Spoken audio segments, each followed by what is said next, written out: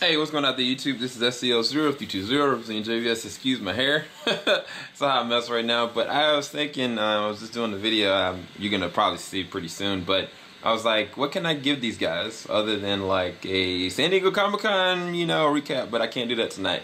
I'll do it tomorrow.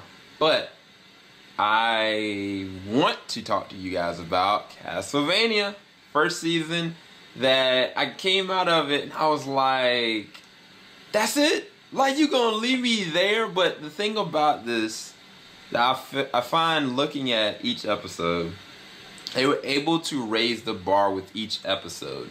And honestly, it could have been its own condensed movie. Like, I think that it might have been better served as just a full movie, 2 hours and 30 minutes long, because this show is gritty, it is dark, it is gory. It holds nothing back in terms of language or like, process or like religious profession of certain ideals. And it's just, it does not hold back at all. I've heard some people say it's bad and it's only 4 episodes and this, that, and the other. Like, what is this crap? I am a gamer. I know that, I think there was like, I don't know how many Castlevania games it was. But I know that this one takes place, I think, in the 3rd Castlevania. And I think after that, it was like maybe 3 more after that. But it surrounds, even from the very first episode, it doesn't surround the character that ends up becoming the main character, Trevor Belmont. It surrounds Dracula. And the reality of it is, like, these people who actually were, the religious people of this era and for this actual show, they basically did the most darkest thing ever in the first episode, because the first thing you see was Dracula and Lisa interacting, and you're like, okay, he's gonna kill her and turn her, but he didn't. And on top of that, like they don't show you how much time has passed, which I love that fact, because there's a moment where she was sitting on the pike and she was like, don't go and do this to them. But the thing I had a problem with is I was like, this is all blasphemous. Like, this is a terrible depiction of Christians. This is like, what I'm saying? Like, it's a misunderstanding, and it's a theological swayed perspective. If you're a fan of the games, that's how the games actually flow. But if you didn't know the games, you'd be like, what are they getting at here? And it's kind of like, I was like, at first it caught me off guard, because I was like, I don't know how to feel about this. Like, what are you trying to actually profess to me? And then at a certain point, I realized this has to do with different people's legacies, different people's ideals. Like, for instance, I forget the name of the random group. Like, they don't believe in any religion at all. And then the Belmonts, they believe in magic and, stopping mystical creatures. And then you got Dracula. And then you got the religious people, And it was funny because by, I think, the 3rd episode, you find out, like, who is really actually a believer and religious to a fault. And then you find out those ones that are the really truly corrupt and evil things. They're like, by the end of the 3rd episode, everything goes out in the open. But I think that I appreciate the fact that the first episode, which was Witch Bottle, it was just about Dracula. Like, Belmont wasn't in it. And I felt for Dracula from the very first episode. It was just like, this man has been spurned. Like, he already didn't care about mankind, and then you did this to his wife.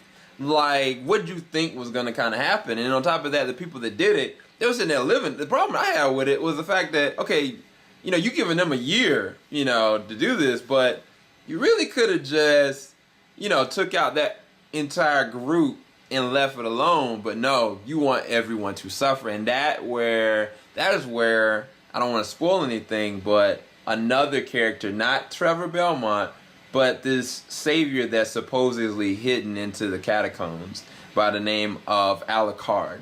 If you know, that name is backwards of Dracula. And I'm not going to say who he is, but if you know the games, you will know what he's capable of, and you know how tied to Dracula he actually is. And I thought that, I'd actually forgot all of it. And when it was unfolded in front of me, I was like, dang.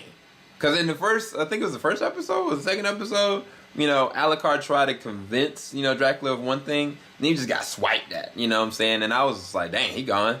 So I really didn't remember who he was up until a certain point. But from the animation style, the way they were able to capture some of the animations and the choreographed fight sequences and just all the darkness. Like, I was like, dang, they did not hold back. This reminded me of the Todd McFarlane Spawn series in a lot of different ways. And I mean, this goes on certain levels of some other animes that I've seen. Not Ninja Scroll level necessarily, but actionary, yes.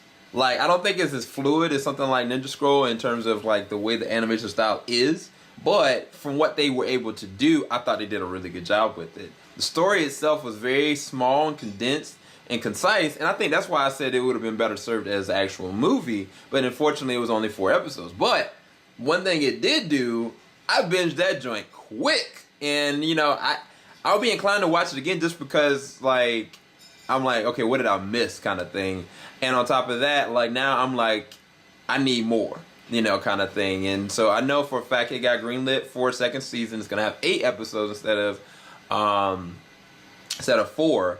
But by the end of the 4th episode, which I think is the monument, it goes down. Like, you get to see who Trevor Belmont is, and I think the Trevor Belmont as a character is very interesting. Like, at first I was kind of like, who is this dude, man? Like, it reminded me of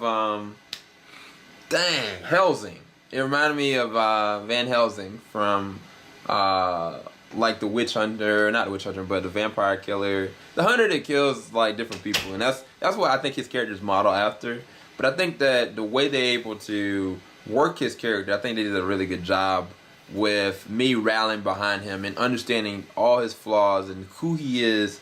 But at the same time, like, he's reluctant to do this. He's doing it because it's the only thing that's right, and everybody around him is 10 times worse than him. So there was a couple of times I was like, dang, you know, like, what is going on? Like, why is he not saving this person? But by the end of it, I understood. So I think it was actually a really good series. I give it an 8 out of 10.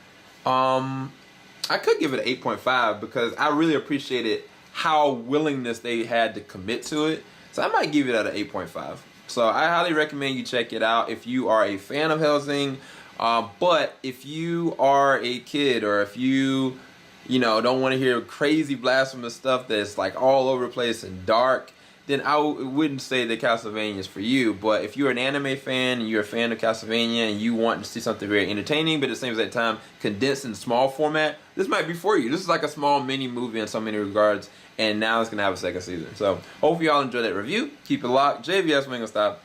Peace, guys.